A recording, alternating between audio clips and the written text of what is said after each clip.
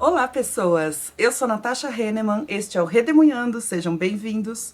Hoje é dia de comentar com vocês esse livro incrível que é A Jangada de Pedra, do José Saramago, pela editora Companhia de Bolso.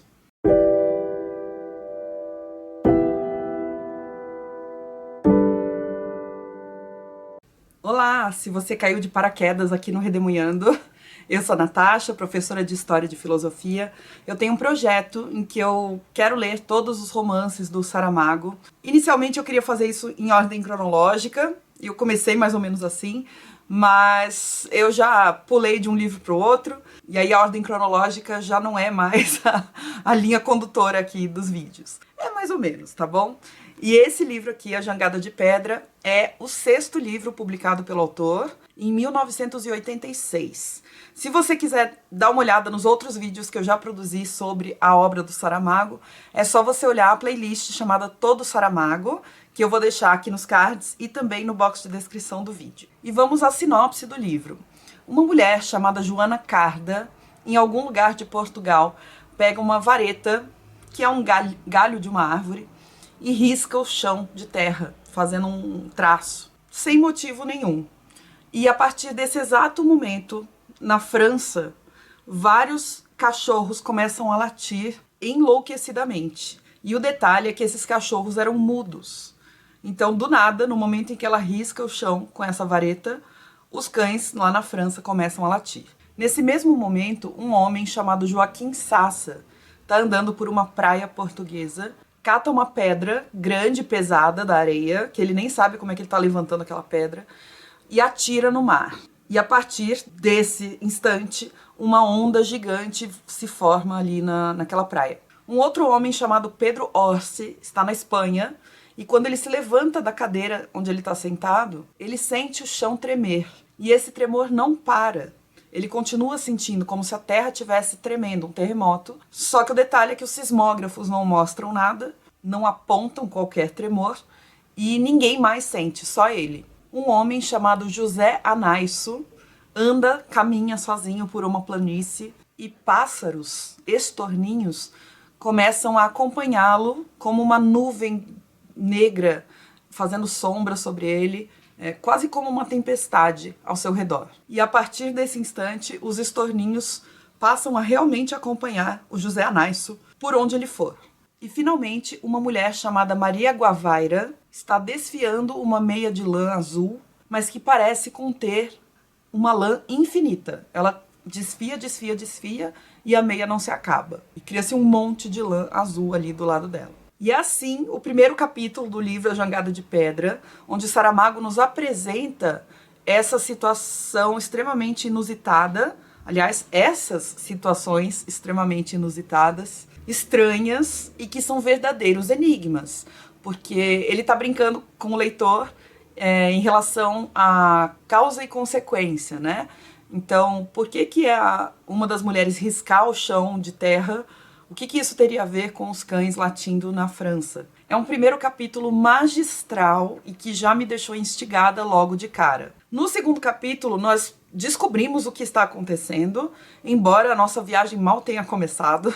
A terra está se rasgando ali na região dos Pirineus. Os Montes Pirineus são uma cadeia montanhosa que separa a Península Ibérica, que é a região ali de Portugal e Espanha, do restante da Europa, então da França para o Oriente. Ninguém entende muito bem o que está acontecendo, muito menos o porquê isso está acontecendo, os Montes Pirineus se rasgando e rasgando a Europa no meio. O fato é que a Península Ibérica vira essa grande jangada de pedra a navegar pelo Oceano Atlântico a uma velocidade exorbitante para o tamanho que ela tem, inclusive com o risco de atropelar ilhas que estiverem pelo caminho. Então, o Saramago vai contando uma série de profissionais que está tentando desvendar o que está acontecendo, por quê e como parar essa jangada de pedra, porque ela é indirigível.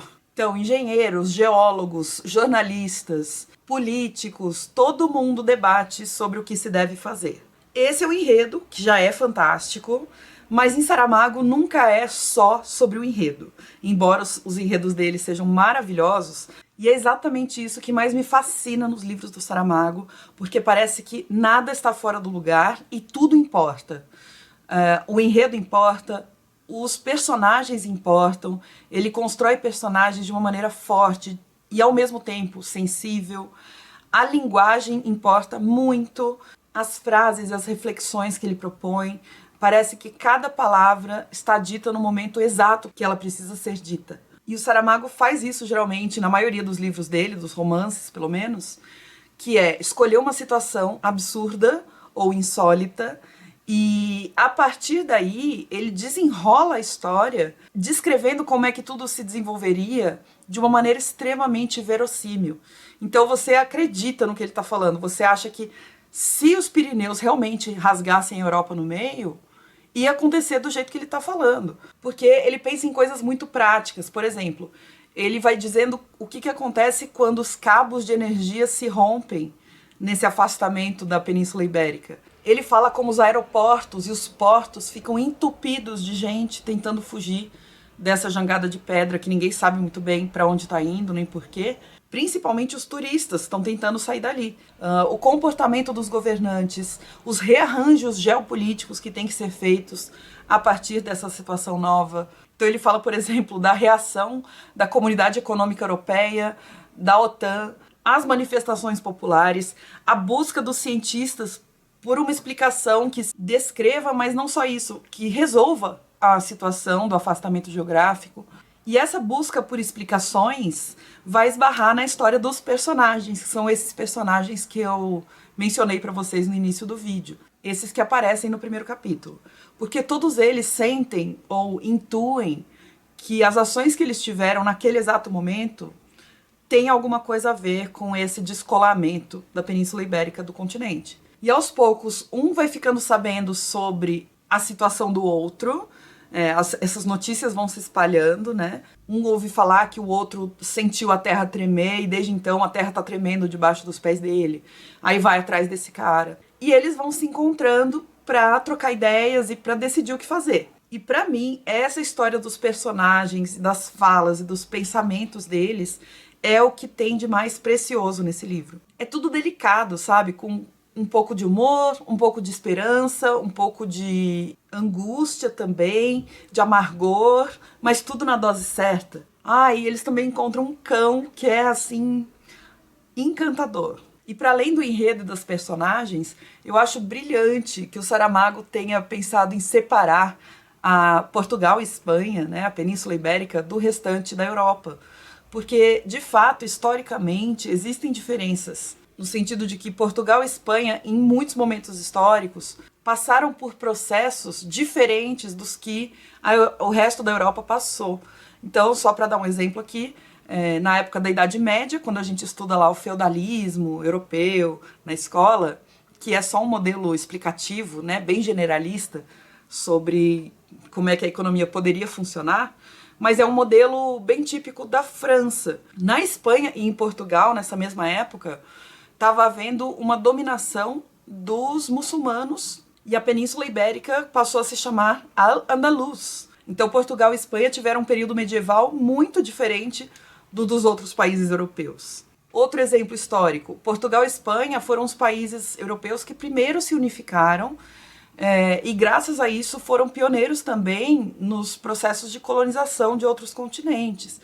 Então, quando a gente estuda as grandes navegações, a chegada dos portugueses no Brasil, dos espanhóis também no continente americano, eles foram os primeiros a fazer isso porque eles tiveram um processo de unificação política que foi precoce em relação aos outros países da Europa, em relação às outras regiões da Europa. E é interessante porque na Jangada de Pedra a gente pode ver literalmente uma embarcação no Atlântico, que é essa referência também às grandes navegações, e que está desgovernada, né? Enfim, só para ressaltar que de vez em quando Portugal e Espanha apresentam esses processos históricos diferentes de outros lugares da Europa.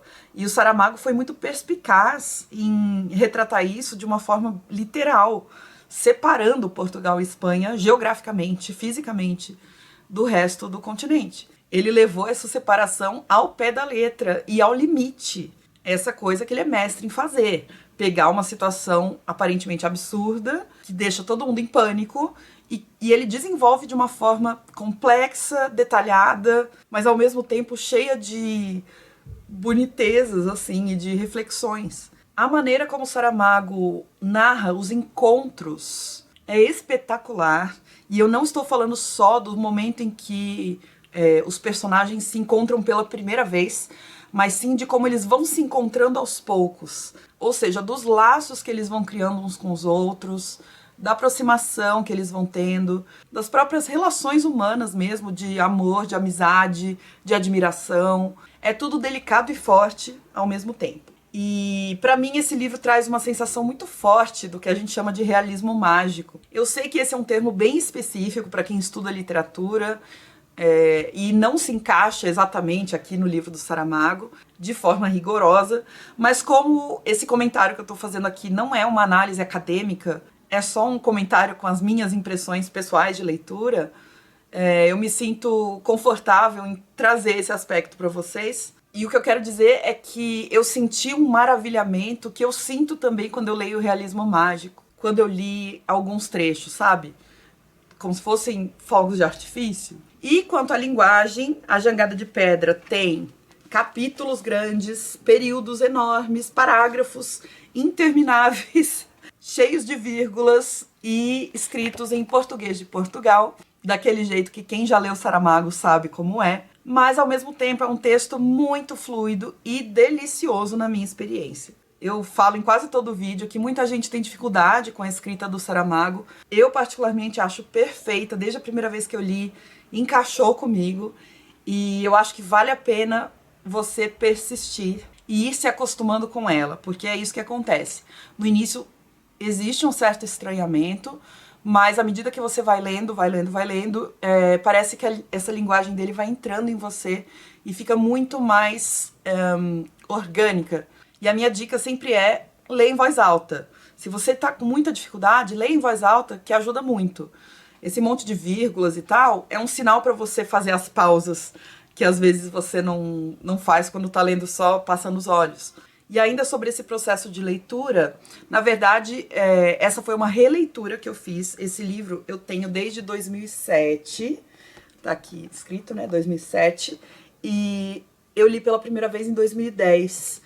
E em 2022 eu reli pela segunda vez, e eu demorei um pouco mais do que eu gostaria para ler esse livro. Eu li em mais ou menos um mês, acho que um pouco mais do que isso, mas eu fui no ritmo que me foi possível na época.